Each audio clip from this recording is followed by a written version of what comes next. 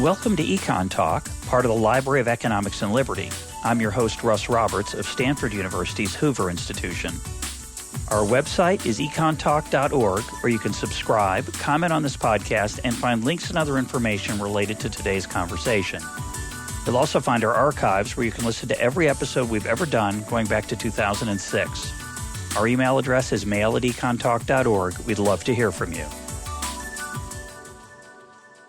Today is May 21st, 2014, and my guest is Edward Lazear, the Jack Steele Parker Professor of Human Resources Management and Economics at the Graduate School of Business at Stanford University, and the Morris Arnold and Nona Jean Cox Senior Fellow at Stanford's Hoover Institution.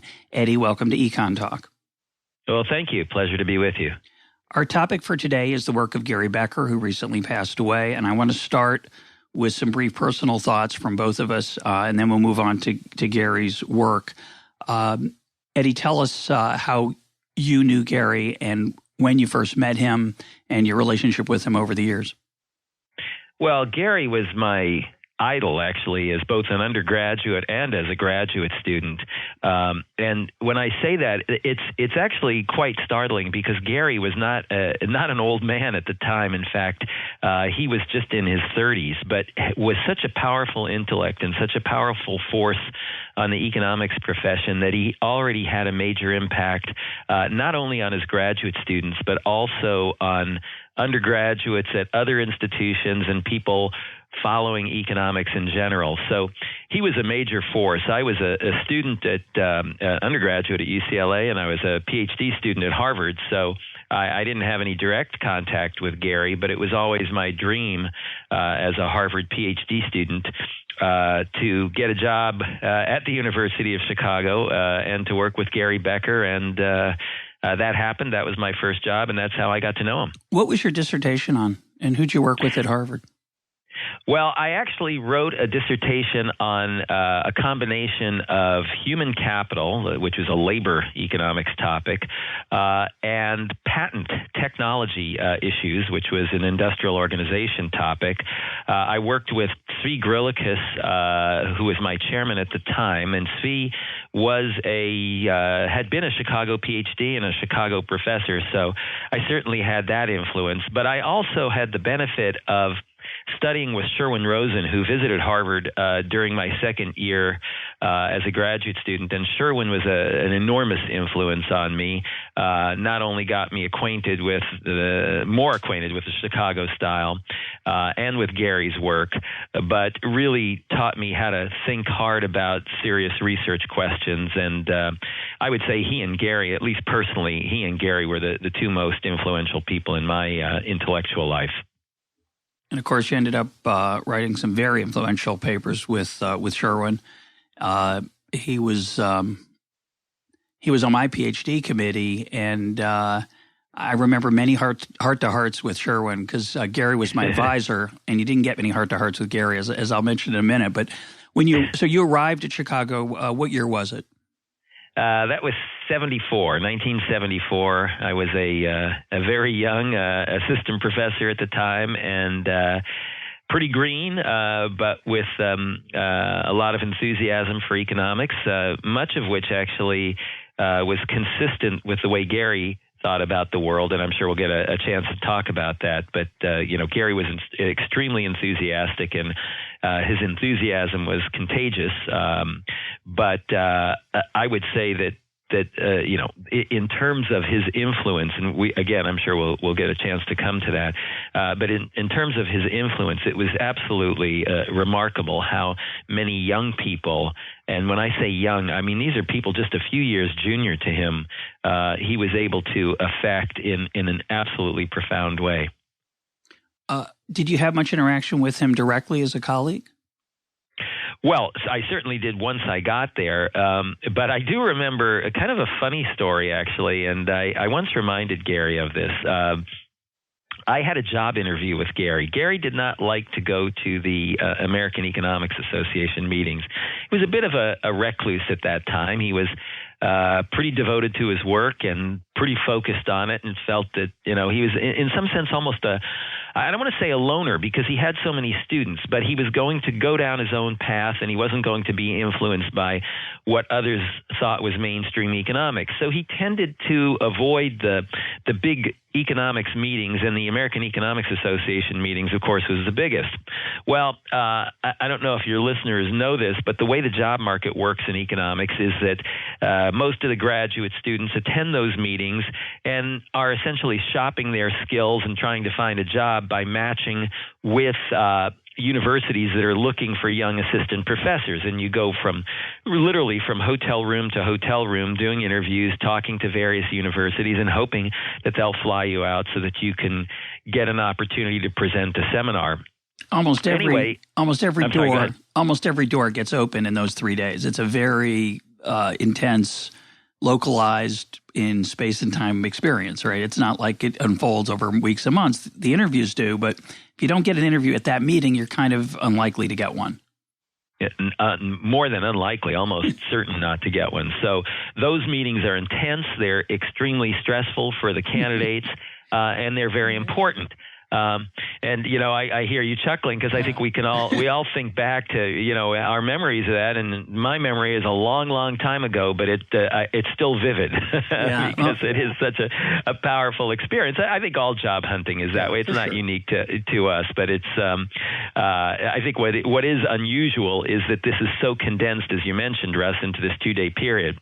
Anyway, so Gary didn't want to interview me at these meetings. He simply wasn't going to play that game. And so the University of Chicago, where I eventually did get a job, they weren't going to have a regular interview with me. But Gary agreed that he would meet me at his hotel for a half-hour discussion just so that we could get to know each other. And then, he would decide pretty much unilaterally without his colleagues whether they would fly me out to Chicago for a more formal interview. Anyway, Gary was not staying at one of the hotels that was associated with the American Economics Association meetings. He was off. Actually, he was at a very nice hotel, but he was off it was in New York. He was off on the east side, and I had to go visit his hotel. So I went to the hotel, and we had fun. Yeah. Well, so we had an appointment. Were you a little nervous? Yeah. Well, not only nervous. I mean, this of course was the high point of the whole meetings for me because it was a job I wanted more than anything else. Yeah. And meeting the great Gary Becker, and as I said, I mean, at that time he was, I guess by then he was already in his young 40s, but he was probably 41, 42 years old, but was already the great man. And meeting Gary was, this was something that, of course, was something I dreamed about, I thought about, and so, I'm sure I sweated through a number of shirts and suits at the same time. But I got to the hotel at 11 o'clock in the morning, and that's when the appointment was, and 11 came, 11:15, 11:20, 11:30, and Gary wasn't there. So finally, I got the nerve to approach the desk and to call up to his room, and no answer. So I hung around till about 12:30, and then finally said, well, I guess it's just not going to happen, and left. And that was my last interview at the meetings, and went off back to Boston. Well, Gary had just forgotten, and and the reason he had forgotten, of course, was that this was a very minor thing in his life, but of course it was the single most important event in mine. And I remember reminding him about it, and he said, "Oh, yeah, I guess so." But fortunately, he remedied the situation and had me out for an interview at Chicago. It was a very brief one, actually. It happened over a lunch. And I do remember that lunch with all the Chicago greats, Milton Friedman, George Stigler, Arnold Harburger, about 8 or 9 people around a circular table at the faculty club, which we call the Quad Club. And they just grilled me over lunch. And fortunately, I guess I did well enough so that they offered me a job. Yeah, you were the main course. When you mentioned that, and you were well grilled. When you mentioned that he didn't spend much time at the meetings or doing the day-to-day part of the department, it reminds me. I used to say about him that a story that I had heard from George Allen, the Redskins football coach at the time. Supposedly, George Allen said he didn't send Christmas cards because they don't help you win football games. And it reminded me, whenever somebody would say, oh, Gary doesn't do this or doesn't, I'd say, well, of course he does it. It doesn't help him publish economics articles and understand how the world works. He was pretty focused on his work. And in those years he was working, I think, probably on the treatise on the family, which was, he later wrote, really was an exhausting mental effort. Now, I was his student. He was my PhD advisor. And I would see him every once in a while. His office was on if I remember correctly, the fifth floor. Fifth floor, that's right. It was like the attic of the social science building. I think there were only two offices up there at the time, his and Saul Bellows. I never saw Saul Bellow, but I saw Gary. And when I did see him, his secretary, Myrna, would give me a 15-minute appointment. I would go sit outside his office. Sometimes there was more than one of us sitting there waiting to go in. You would go in. He would say, "What's happening? What's up? What's your problem?" I would tell him something I was working on in my dissertation that I was struggling with or wasn't sure about. And he'd say, "Well, have you tried that, this, the other?" And I'd say, "Oh, those are good ideas." I'd write them down and I'd say, "Thank you," and I'd leave. And I'd usually spend less than 15 minutes in his presence. Unlike Sherwin, who would chit chat and, as I mentioned, would ask about you, and you'd talk about yourself sometimes, and he'd talk about himself. He'd tell you about things that had were challenging when he was a grad student. But Gary was all business. He had truths to reveal, and he didn't spend a lot of time chit-chatting. The other memory I want to pass on of mine of him was his workshop behavior. He had a workshop on the family that was broadly defined, and he would read the paper in advance, as we were all supposed to do. And the person giving the presentation was given 3 minutes, no more than 5. But Gary would say, "Do you have anything you want to add before we get started?" So there was no formal presentation, which was very intimidating because it meant for the full 90 minutes or 75 minutes, whatever it was, you had to be like you were at lunch. You had to be grilled about your paper. And we graduate students looked at Gary's copy of the workshop paper with awe and reverence because it was dog-eared, and every page seemed to be covered with questions and insights. And it looked like it'd been run over by a car 3 or 4 times. We always thought maybe we could simulate that somehow, but we knew we couldn't actually reproduce that. So he was an incredible intellectual figure, as you say, and we were all, especially as the students, we were in awe and a little bit of fear of him.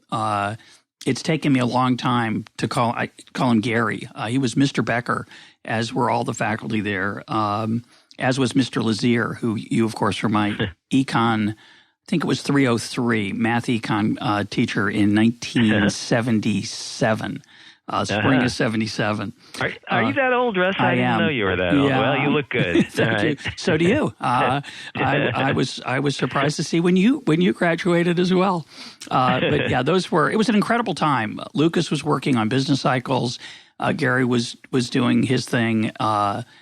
Sherwin was doing incredible work that you were going to end up working with on hedonic pricing and superstars and labor compensation.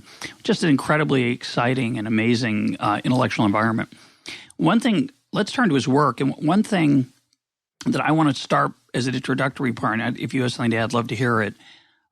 We who were his students knew that he was a very, very controversial figure. Today, he's not. Today, he's honored and respected and lauded for his incredible contributions. But in the 70s, I had friends at other very good graduate programs, and they viewed Gary as kind of a crank or a kook, just as Milton had been viewed when he first started, Milton Friedman, when he first started his work in monetary theory. But Becker even more so, because he was applying economics to all these crazy things like the family and crime and punishment and discrimination, topics that sociologists were interested in, and seemingly nothing to do with economics. And people elsewhere really saw him, crank's not the right word, almost as a buffoon. And Gary had no sense of humor about that. He was totally focused on what he saw as a vision of understanding the world, and he never paid it. Seemed to me, I'm sure he did, but he seemed to pay little or no attention to that. He just kept going. And I'd be curious if you saw any of that, if you agree with that assessment of both the way the world looked at him then and how he responded to it. Oh, I think you're absolutely right. In fact, I recall, remember I mentioned that I had, studied among the infidels at Harvard. And, if you think about the people in Cambridge and how they viewed Gary's work, not only did they view him as a kook, I think some people thought that his work was actually immoral, beyond being a kook. Absolutely. For example, thinking about discrimination in cost-benefit terms where you would model people trading off tastes for discrimination against the profit that they would get from discriminating or not discriminating in this case, and hiring workers who would be more talented and profitable but might offend their tastes. Many people, that offended their tastes, and they thought that was simply an inappropriate way to be thinking about this.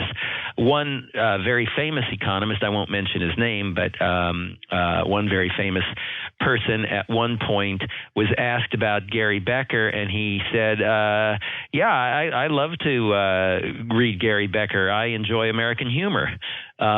And, when you think about that, it was basically arguing that Gary was really a caricature of what economics should be. But the whole thing about Gary's work was he was very creative, and not just the immorality. You mentioned people thinking of him as a kook. In some ways you could see why, because Gary would do things, I don't want to say intentionally to offend, but he certainly didn't worry about offending. So, for example, who in his right mind would refer to a child as a consumer durable? All right. I mean, you just wouldn't do that. Bad marketing at the minimum. Yeah. Bad marketing, insensitive, and Gary almost took pride in doing that because it was a way to think about things in such a radical and unconventional way that, of course, as you mentioned earlier, Russ, really was the thing that made his work so powerful, is that he did think in non-conventional and revolutionary ways, really. So I think that's what did it. But when you call a kid a consumer durable, no one's going to find that particularly palatable, especially back in the 60s and 70s, before people were thinking in these certainly more open and dramatic ways that he taught us to think, and now, as you said earlier, are now quite acceptable. Yeah, but you make a great point. He was kind of asking for it, and I think he probably somewhere inside kind of reveled in it. What I thought was interesting is that, sitting in on his workshop week after week, so I saw him reacting to other visiting economists, challenging our work when we had to present, and of course presenting his own work from time to time. What he exuded was a very quiet confidence. There was nothing arrogant about him. He was very sure of himself, but somehow he managed to do it without being arrogant. I want to tell a quick story, and I think it's true. You can maybe verify it or not, but I was told that he was an undergraduate at Princeton, and he went there to be a mathematician. And he, in his freshman first semester or maybe first year, he found himself doing very poorly relative to his roommate. And so he just sort of thought, well, I guess I'm not so good at this. And he looked elsewhere. And I think he originally started to think about sociology and eventually ended up in economics. Well, his roommate, I don't remember his name, but his roommate ended up winning a Fields Medal. He was one of the top mathematicians of his generation. So the fact that Gary wasn't better than his roommate was really not that informative. Or maybe it was. Maybe he would only have enjoyed being a mathematician if he had been at the very top. But he had a cerebral ability. When I think about his work, and we'll talk about it now, we'll turn to that, and I see something in it that I think is, say, wrong or leads to an implication I think is silly or foolish, I always think, and even now that it's so sad that he's gone, but if you told him anything like that ever, in my experience, and I saw many people much smarter than I am dismiss his work with criticisms like the ones I'm thinking of, some implication that seemed inconsistent with the data or whatever it was, he would always have anticipated that problem and challenge, and he always had an answer. His brain was very, very large, and I think that probably sustained him when he saw people that he probably thought maybe weren't as smart as he was, saying his work was worthless and getting their respect. Absolutely. And I think, the point that you made earlier when you were talking about Princeton and competing with his roommate that eventually earned the Field Medal, I think that Gary actually did make the right choice, because while he might have been a decent mathematician, that was not his strength. And if you Absolutely. think back on his work, it's not that he had such great formal skills. This is not a guy who was a terrific either formal mathematician or even modeler in the sense of kind of standard, or now what is standard economics, game theory, and other kinds of formal economic approaches. Gary wasn't that great at that. What Gary was unbelievable at was creativity. Gary is probably the most creative mind I have ever known in my life. And I've known some great minds, including people like Milton Friedman and George Stigler and Kenneth Arrow, all of whom are fabulously creative and fabulously important, innovative thinkers. But when I think about Gary, what really defines him and what differentiates him from the pack is that he was able to think about questions that no one would conceivably think of in the way he did, and he would always add insight, and it was an experience where you'd kind of hit yourself in the forehead and you'd say, why didn't I think of that? That's such a terrific way to approach this problem, but I never would have thought of it. Only Gary could have come up with it. Yeah, and I've drifted away from the areas of research that he was interested in, so I've forgotten many of the subtleties and nuance, and it's very easy to say about Gary, oh, yeah, he was creative because he would apply economics to things people hadn't thought of before. And that's true. He was. That was more than creative. That was courageous, because as we've talked about, he got criticized and lost respect from people because of that ambition and courageous approach. But the real creativity, to me, took place in the actual work and the subtlety and nuance with which he used the rational choice model. And as I've gotten older, I've gotten much less enamored of rational choice, much more sympathetic to what I think of as a Smithian approach that's less formal. And when I go back and read Gary, I see that he was never, ever hemmed in by the formality. He always used the formal models as a way to have these incredible leaps of insight and into possible behaviors and predictions that you wouldn't have come to. And so in a way, he's the exception that proves the rule. There's nothing sterile about his application of formal models as you see in some practitioners. So let's turn to his actual work. So his dissertation was in 1955. It was on the economics of discrimination. He turned it into a book in 1957. And I have some things I want to say about it that I think will be relevant particularly for listeners when this topic's been discussed before. But I want to hear your thoughts on it first. You've mentioned already some of the parts that were shocking to people. The idea that you would model or look at discrimination in some cost-benefit framework. What else did Gary? What are his important contributions there? Well, what Gary did was he allowed us to think about discrimination in a way that would give very strong and clear predictions about what we should observe in the world. So most people up to that point were just thinking of discrimination as something that was innate, and perhaps it is innate. Perhaps it is something that's hardwired into people's brains, that they're born with some taste for people against people who look or behave other than the way they do. But that wasn't the important point. The important point was Gary took that as a given and he said, all right, let's assume that's true. What does that imply about the way these things will translate into market behavior, into prices, into wages, into the kinds of patterns that we observe in labor markets? So, for example, one of the things that Gary made, one of the points that he made was that the number of people in a group would be a very important determinant of the discrimination premium that you would see. So let me be a little more specific about this, because that's kind of a technical way to put it. So let's say you take two groups. You have a large group, like, say, African Americans, and then you have a much smaller group of individuals, say Jews in the United States. So one is, 2% of the population, the other is 10, 11% of the population.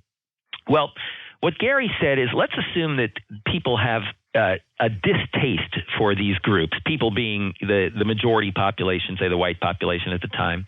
had a distaste for both of those groups. And let it be the case, just for simplicity, that the distaste was the same. So it wasn't that people hated African Americans more than Jews or Jews more than African Americans. Let's say that was the same. Well, what Gary showed in a very simple logic was that if you were an African American, you would suffer more because you would have to sell your services to people who were more averse to your type than the Jews would. Why? Because Jews are only 2% of the population. They can find people who are not so averse to them, but because African Americans are a much larger group, they have to push harder into the population of potential hires, of buyers of their services in this case. And what that means is they're going further and further down the distribution of people who have tastes against them. And so what you'd expect to see are bigger wage differentials there. So that's an example of thinking about this in a logical, rational way that would give very clear predictions for what we should observe in a labor market.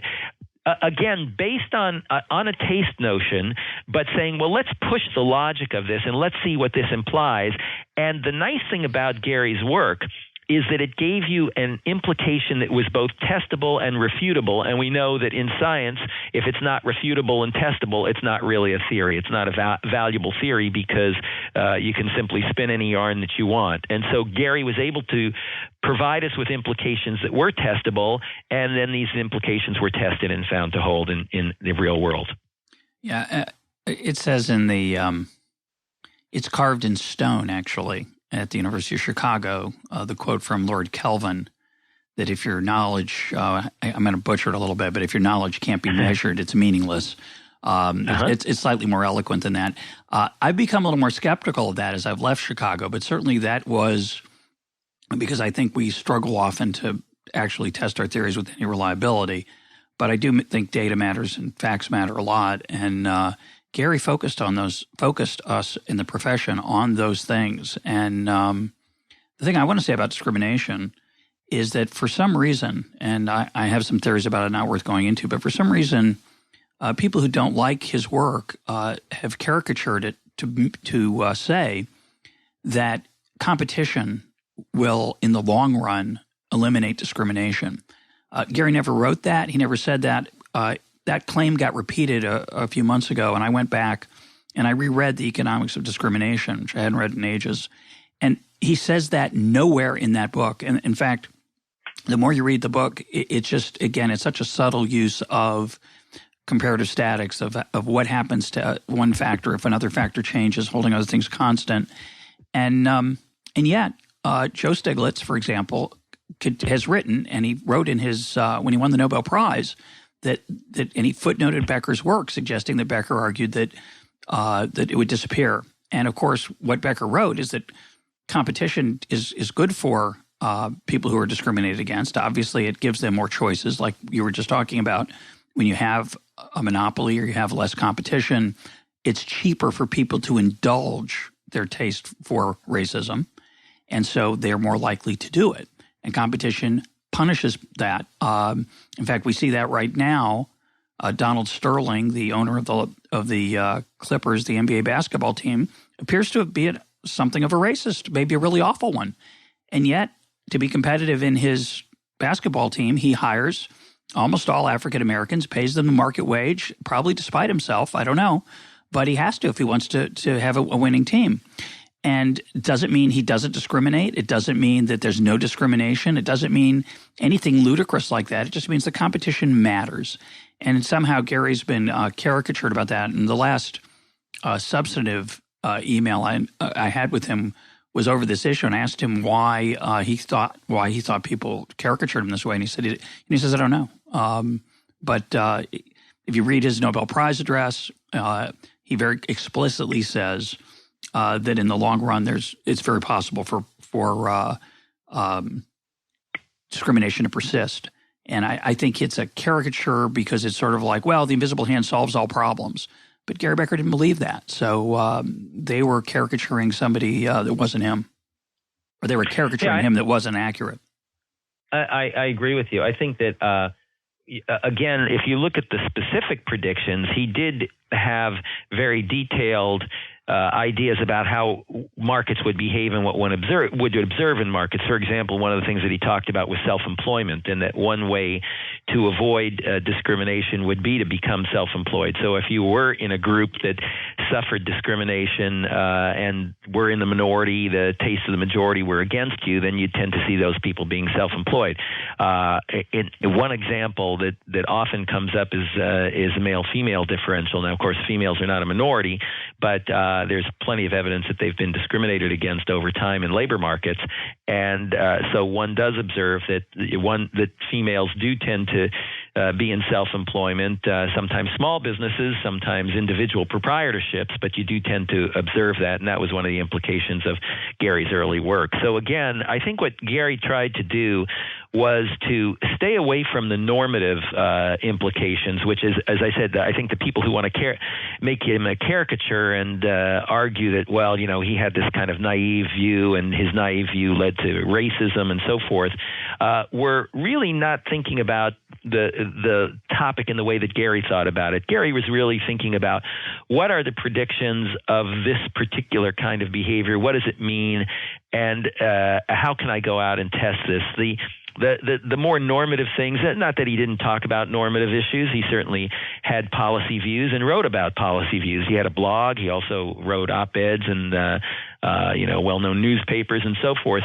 But I think for the most part, he was a real scientist and he wasn't focused on doing policy. By the way, that distinguishes him from other University of Chicago economists, most notably Milton Friedman, who, although was a terrific scientist, certainly undisputed one of the true great scientists of the 20th century in economics, also felt that it was important to influence policy and spoke out on policy very strongly and frequently.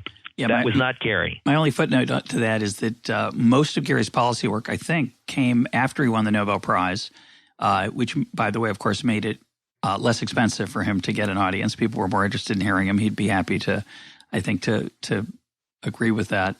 I wrote in my notes for this conversation, Eddie, that I said he was a microeconomist's microeconomist. He really focused on micro. Later on, he got more interested in macro, a little more interested in.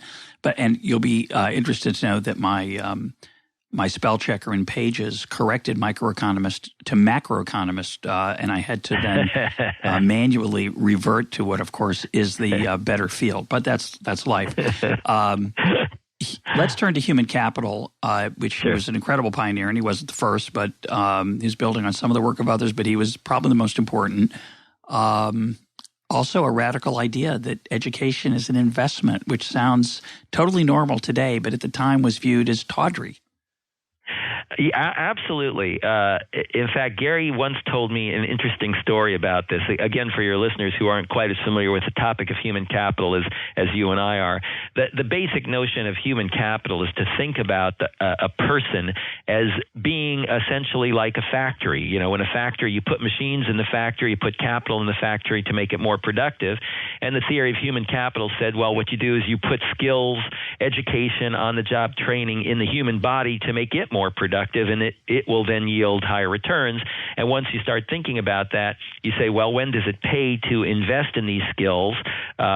When they're profitable. And that means when the benefits of investing in the skills outweigh the cost. In other words, the returns to, say, going, and I teach MBA students right now at Stanford, the returns to going out, investing, taking a couple of years off, paying tuition, getting an MBA, better be the case that the increased earnings or the job satisfaction or whatever else, job security, whatever you want to call it, that you get from making that investment overcomes the $200,000 to $300,000 cost that you're bearing in order to do that. So that's the basic idea behind human capital theory. And of course, Gary had much more detail and fleshed out many more implications than I'm giving you right now. But that's the basic idea.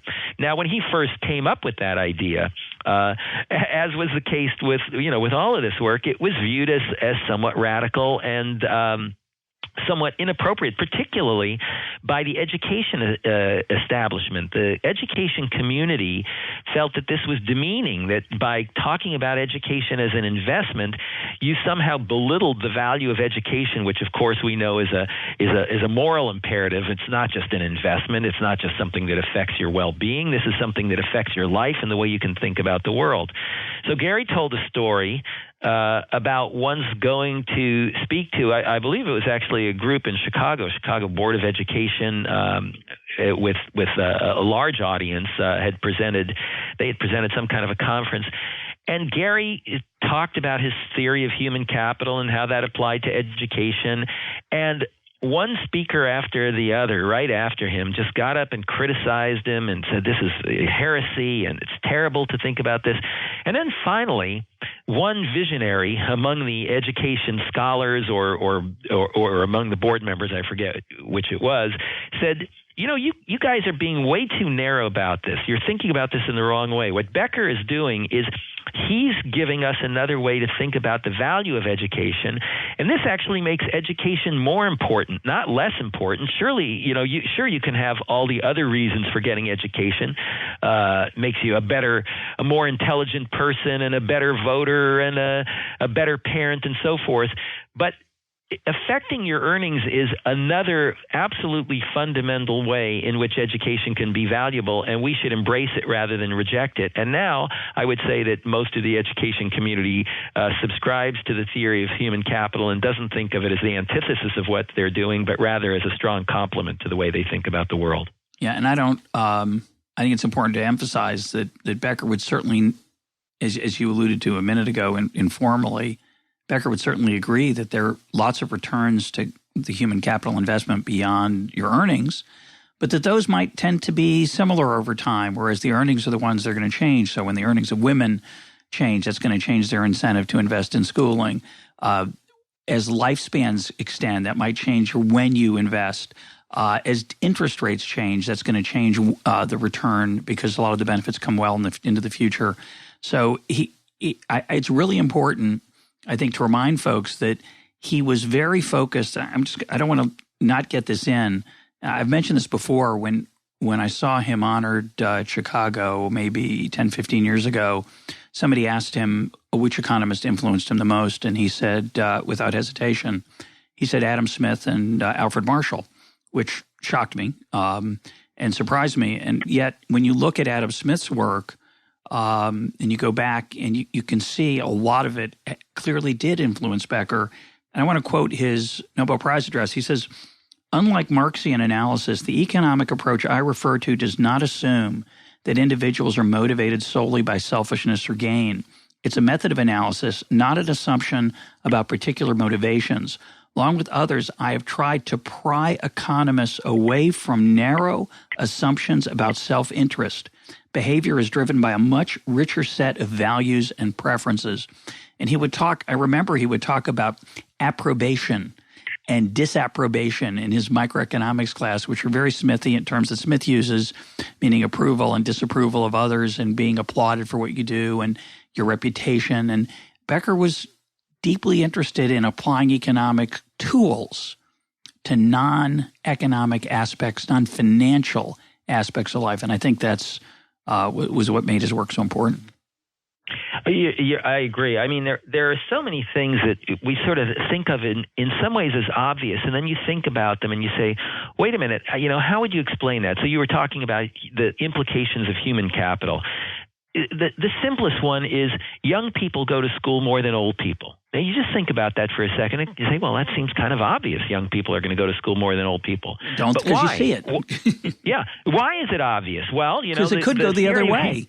It could go, right. It could. You could say, well, when you're young, it's harder to learn. Why don't you wait a while? Yeah. You're right, exactly. And so, it's not so obvious that that's the case once you start thinking about these things in a more focused and harder way. And, what Gary did in his theory. It was a simple and sort of the most obvious implication, but you say, look, if this is an investment, you get higher returns to the investment if you do it early, and you get to recoup those returns over your entire lifetime. So if you're ever going to make the investment, make it early and get the returns for a long period of time rather than make it later. I mean, you're not going to see someone a year before retirement investing in an MBA. It just doesn't make any sense. Well, we kind of know that. It seems sort of obvious, but you have to think about why is that the case. And then, of course, that leads to many other implications, some of which you already detailed.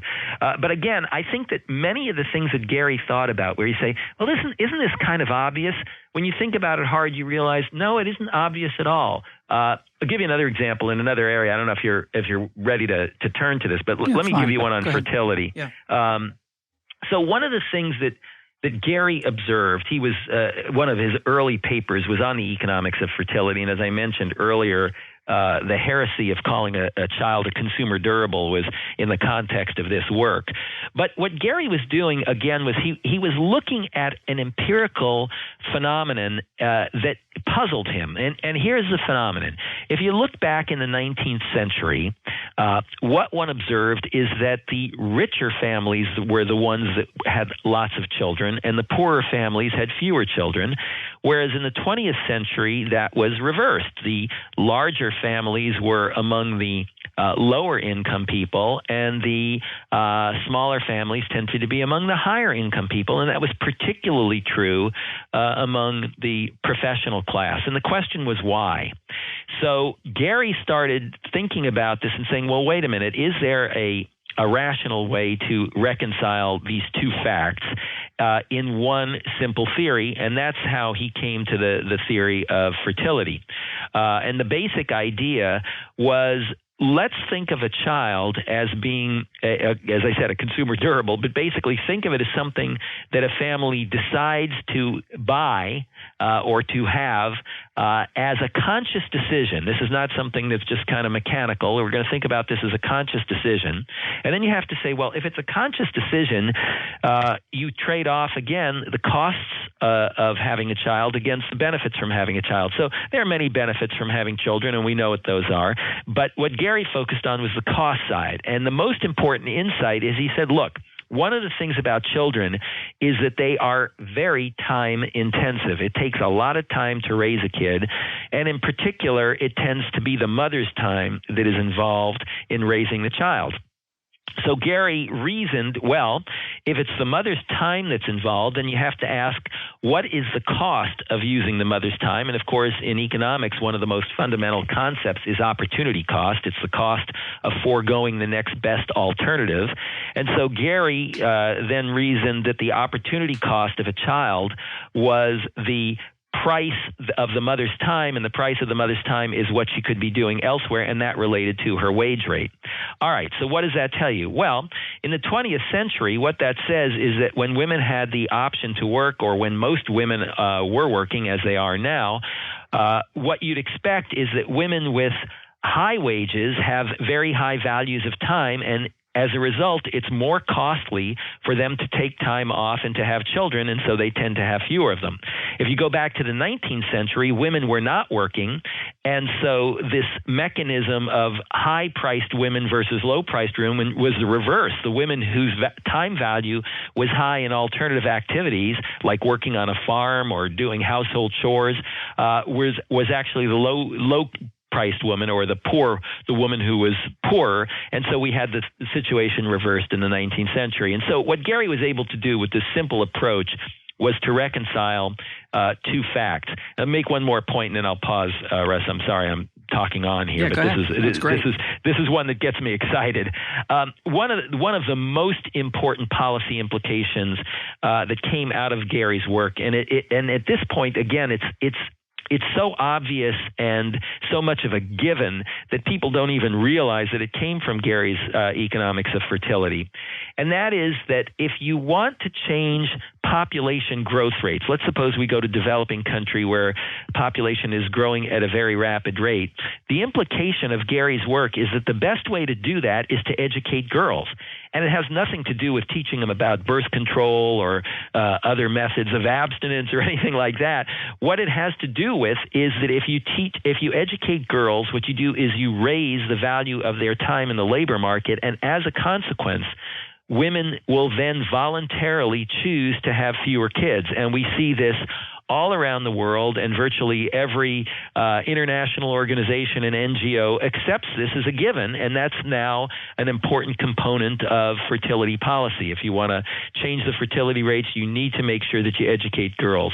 And so, again, I think that comes right out of Gary's work. It's such an obvious point at this time that we take it as sort of given and don't even attribute it to Gary.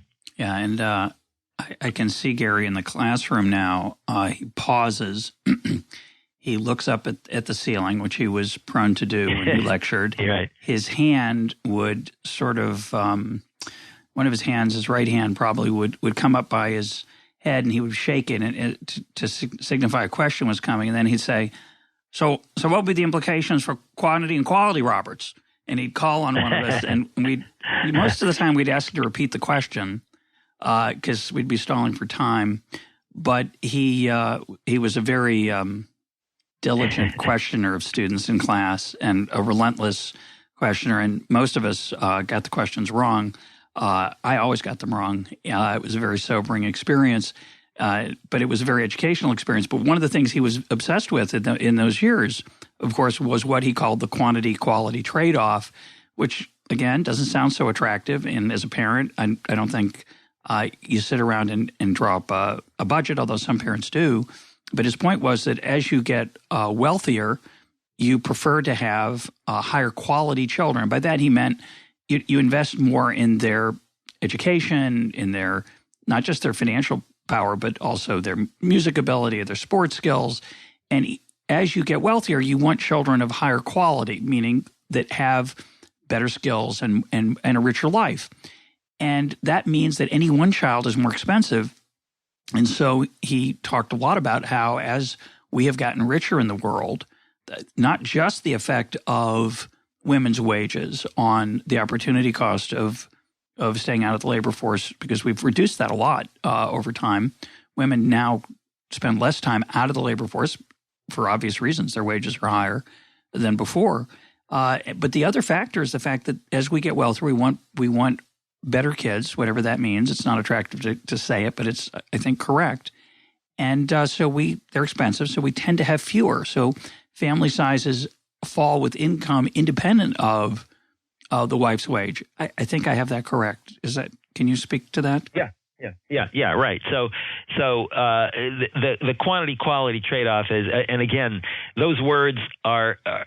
I go back to saying I wouldn't say intentionally antagonistic, but Gary never worried about whether that would antagonize people or not, and it surely would. I mean, if you think about thinking about trading off the quality of your kid, what do you mean by the quality of a human? Isn't that immoral to talk about the quality of a human? Don't we think of humans as all being created or equal and so forth? So I think Gary. What he did mean was measurable aspects of what he called quality. And again, the kinds of things that you're talking about, inputs, expenditures that you'd make per child. So the question would be, would some families choose to have fewer children and spend more per kid rather than having many children and spending less per kid? And that was a trade-off that people would make and would make rationally. And what he modeled in his treatise on the family was this trade-off and how that would evolve over time and in cross-section as you look from one family to another, how we'd see it in different countries, different levels of income within a country and so forth. And again, these implications were not only very specific and predictive, but they actually turned out to be right. And I think that's the most important point about it, is that some of these things that sounded just totally wacky when he first said them turned out to be right. And that's how he won his critics over, I think. It was that it wasn't that, people said, oh, yeah, this is a cool way to think about it. I've changed my mind on the terminology. It was that what Gary showed was he had a better theory. And his theory was better because it predicted what we observed in the real world a lot better than what anybody else had. We should probably say something briefly about the Rotten Kid Theorem, which is another slightly jarring description. So Gary suggested that there'd be sort of an invisible hand working within a family, that if you weren't so nice and you didn't care about your siblings or your parents, you might act as if you do because of transfers the parents could make to you, either of money or time or attention. If you were, it would be in your interest for the family to thrive. If there was a residual claimant, again, to use technical language to raise a few feathers, the parents say, or the patriarch or matriarch who kept kids in line. Absolutely. So the whole idea behind the Rotten Kid Theorem is even if the kid is inherently bad and does not have warm feelings about his brothers and sisters, and that's probably true of all of us, at least at some stages in our childhood where we want to take a punch at our brother or something.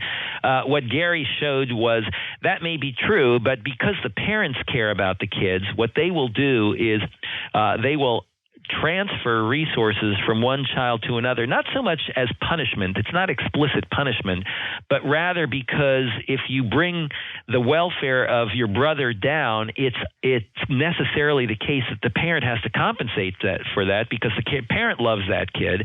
And as a result, the parent will compensate and reduce the welfare of the offending sibling in this case, and that induces the child to do the right thing. So it's not exactly a punishment strategy explicitly, but it turns out to be one, and that in doing that creates the right incentives. By the way, Russ, when you raise the Rotten Kid Theorem and you think about punishment, this is another thing that connects Gary's work. One of the things that we see is that some of the same basic themes that came up in one line of research came through in a large number of other areas. So, for example, when you think about punishment, you say, well, Gary wrote a very important piece of work called Crime and Punishment. And the Crime and Punishment paper, obviously, picking up on the previous Russian author on that was Dostoevsky. Dostoevsky, sorry. It was an unusual literary illusion for Gary, I have to say. It was. I don't think he read a lot of Russian literature as an adult, because I do think he was kind of focused on that economics thing, but he had somewhere come across it. It was, and it was one of, I would say, most of his titles were not particularly cute. No. That was one of the few that was. I mean, they were pretty, the economics of fertility, a treatise on the family, a theory of social interactions. Yeah, I mean, that's kind of boring stuff. Yep. But Crime and Punishment was kind of sexy. Yep. Anyway, but the whole idea there in Crime and Punishment was to think about, how do I model deterrence? How do I model behavior among criminals? Now, when you think about deterrence, we all think about deterrence these days, but in those days, people didn't think about it. In fact, they thought, well, criminal behavior is just an abnormality, and criminals don't think about these things in rational ways. They just, they behave irrationally. That's why we call them criminals. Well, Gary said, no, that's not the right way to think about it. What we want to think about is that even though there may be some irrationality in this, criminals do take into account the costs and benefits of their actions. And if we do that, what we'll understand is if we raise the cost of taking these actions, we will deter criminals from engaging in those. So he focused on two components of it. One was the penalty associated with being convicted of a crime, and the second was the probability of being detected of that crime. And what he showed was that there was a trade-off between the two. And so one thing you could do is you could have a very low probability of detection, but that would require high penalties. Now, I remember an example, my personal example. When I was an undergraduate, I had a job in my undergraduate days at UCLA. I worked at the UCLA hospital, and I worked in the housekeeping department. And I was a clerk, and I remember keeping the time cards and so forth of the various workers there. But I'm getting nervous, Eddie. I'm getting nervous. Is the statute of limitations run out on whatever you're going to describe next? Are you okay? Yeah, on this? No. Okay. This is all right. Don't worry about it. I didn't do anything illegal. But my boss was the head of the department. It was a terrific man. I learned an enormous amount from him. But one of the things that they did was they had what I thought was an absolutely extreme punishment. And the punishment was, this was a swing shift. So swing shift means, you come in at 5 and you'd leave at 1 in the morning. And so the hospital at that time was pretty quiet. No one was around. The patients, of course, were there, but very few others. And so what would happen is occasionally the janitors would be caught sleeping on the job. It's a hospital. There are lots of beds there, so they'd be caught sleeping on the job. The penalty for being caught sleeping on the job was immediate termination. And to me, that seemed absolutely draconian. And the reason it seemed draconian is, how much is the guy stealing from you by sleeping on the job? So he takes a half-hour nap. His wage rate at that time was about, $2.30 an hour. So he stole $1.15 from you in labor value, and you fire the guy over it. Well, the reason, of course, that they did this is because the probability of detection was so low. And so it was so difficult, people could hide in various places throughout the hospital. It was so rare that you would actually catch someone engaged in sleeping on the job that when they actually did catch someone, they would make an example of him. In other words, create a punishment that was so high that it would have a deterrent effect, and that was the reason for doing that. Gary made that argument rational. Now, there are other things that we think about in that context that you worry about. I mean, the whole notion of cruel and unusual punishment may fly in the face of this because it means that you punish one person far more than the cost of that particular crime. It disturbs our sense of morality. I've even mentioned that on the program before. I don't remember which episode, but and this is actually, as I was preparing for this conversation, Eddie, I thought this would be one of those things where I'd say, but Gary, that's ridiculous because, and I'm sure he had something thoughtful to say about it. I don't know what it was, but I'm sure he wouldn't go, oh, wow, I never thought about that. That would bother people, wouldn't it? Yeah, he's thought about it. Yeah. No, he certainly thought about it. I mean, the obvious way to think about this, again, remember Gary's paper, this was the first pioneering paper on the topic. And so just even laying out the concept and even thinking about this in a rational way was just profound. And then you say, all right, well, wait a minute, what about this and what about this? And it started an entire literature. The whole deterrence literature in law and economics is based really on this paper, is derived from that paper. And people say, well, what if people are risk averse? What if you make mistakes, for example? What happens if sometimes you punish a person inappropriately? He actually wasn't sleeping. He was just, happened to be cleaning behind something that looked like he was in the bed or something, and you fire the guy, or you execute someone who is innocent. Obviously, that has very high costs, and we want to avoid those. Gary did think about those things, and certainly would modify the simplest basic theory. I mean, Gary thought about things more deeply than just about anybody else on any topic, and never, it would never be the case, as you just pointed out, Russ, that you'd say, well, what about this? And he'd say, oh yeah, I never thought about that. A problem. I mean, that was so rare. Yeah, right. Well, talking about crime, we're almost out of time. I just want to have one more point about crime, and then we'll finish up. He had a lot of fascinating things to say about employee theft and getting people, I think he called it malfeasance, people performing poorly. And you think about going back to basketball for a second, recent scandal in the NBA a few years back when a referee was caught gambling on games or taking money from gamblers to make a few calls here and there that would be that would swing a game. And Gary's point early on, I remember this vividly. I think it was his class. I could be wrong, but I'm pretty sure it's his class. But I remember vividly in a class talking about the fact that, well, that's why you have to pay them a lot. You pay them a lot because it's very hard to detect. So what you want to do is raise the price of them getting caught and losing their jobs or being suspected of not being a good referee and losing their jobs. So if you look at sports referees, they're all, quote, overpaid. They're paid a lot more than it would take to attract quality people into the job, but that is it's like a golden handcuff to keep them honest. Just the other day, I was talking to people at dinner shortly after Gary had passed away, and somebody said, "Well, there's a lot of theft in these big box stores by employees." And I had a Beckerian thought, which is, yeah, but that lets them pay lower wages than they otherwise would, because of course, if you're in an environment where you know you can steal stuff. The competition to get at those jobs tends to bid down the wages. It doesn't fully offset the losses from the theft. I'm sure we could show. But thinking that way was what I learned. One of the things I learned from Becker, which was the incredible power of incentives, but incentives embedded in markets. and how they interact. And that, I think, is, to me, the thing I learned the most from. The other thing I just add, which I know you meant to talk about and we didn't have time, is his emphasis on time.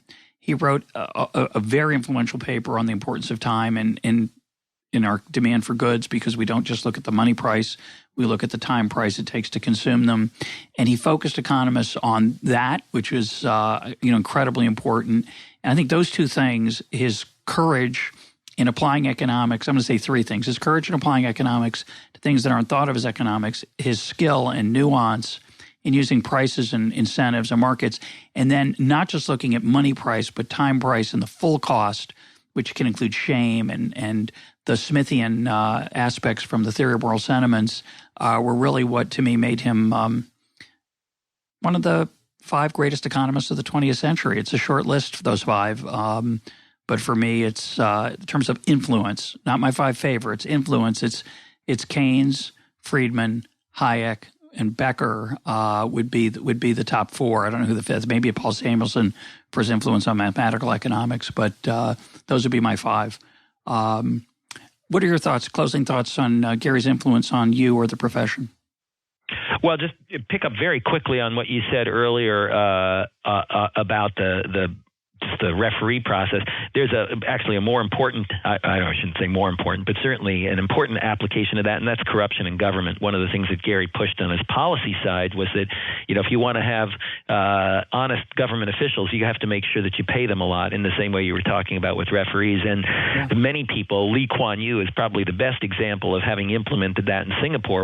Those people are, the government officials are paid very high salaries, and they have a government that's, very efficiently run with a minimal corruption, whereas you look at countries that pay their officials lower wage rates and you have much more corruption. So that's an implication, I think, of Gary's work. Again, now, you might say some of that's obvious. I think it's obvious only after you see it. One last thing, I think Gary would add that if you're not careful, though, you pay them too much, you'll attract some of the more productive people into the less productive aspects of the economy. So you might want to take a little fraud and a little corruption. Anyway, go ahead. Close this out.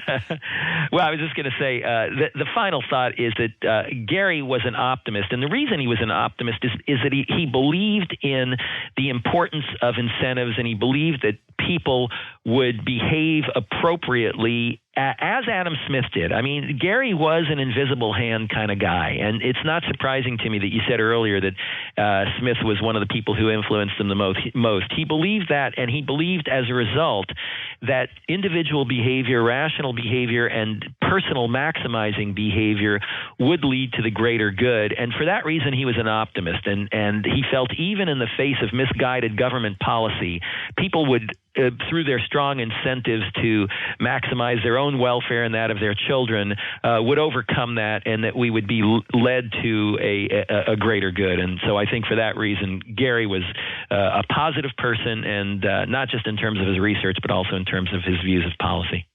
And of course, he was an early guest of Econ Talk. You can find that in our archives. We'll put a link up to that episode, a link to this one. My guest today has been Eddie Lazear. Eddie, thanks for being part of Econ Talk. Pleasure. Thanks for having me.